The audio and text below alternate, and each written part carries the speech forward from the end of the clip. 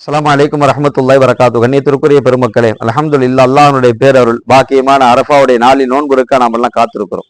அரஃபாவுடைய நாள்ல யாரெல்லாம் நோன்பு இருக்கிறாங்களோ அவங்களுக்கு நிறைய பாக்கியங்கள் உண்டு என்றார்கள் ஸல்லல்லாஹு அலைஹி வஸல்லம். ஆயிஷா ரலியல்லாஹு தஆலா அந்த செய்தி அறிவிக்கிறாங்க. ஆயிஷா அம்மா கிட்ட ஸல்லல்லாஹு அலைஹி சொல்றாங்க, அல்லாஹ் சொர்க்கத்துல ஒரு கோட்டையை வச்சிருக்கிறான். தங்கம் வெள்ளி மரகதத்தால் ஆன ஒரு கோட்டை. யார் சொல்லது யாருக்கு தரா அப்படின்னாங்க ஆயிஷா அம்மா. ஸல்லல்லாஹு சொன்னாங்க, அரஃபாவுடைய நாள்ல யார் நோன்பு இருக்கிறாங்களோ அவங்களுக்கு அல்லாஹ் அந்த பாக்கியத்தை கொடுக்குறான் அப்படின்னாங்க. அடுத்து சொன்னாங்க, அல்லாஹ்விடத்துல சிறந்த நாட்கள் 2 நாள். ஒன்னு யௌமுல் ஜுமா, இன்னொன்று யௌமுல் அரஃபா. ஏன்னா அந்த நாள்ல அல்லாஹ்வுடைய அருள் இறங்குது அப்படின்னாங்க ஸல்லல்லாஹு அலைஹி வஸல்லம். அந்த அருள் இறங்கக்கூடிய அந்த நேரத்தை பார்க்கிற ஷைத்தான் நொந்து நூலா போறான், கோவப்படக்கூடிய நாள் அந்த அரஃபாவுடைய நாள் அப்படின்னாங்க.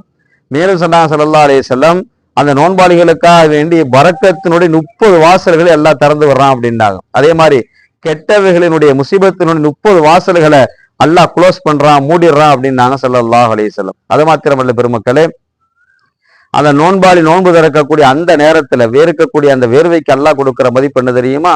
அந்த வியர்வைக்கு அல்லாஹ் அவருடைய பாவத்தை மன்னிக்கிறான் அப்படின்னாங்க ஸல்லல்லாஹு அலைஹி வஸல்லம்.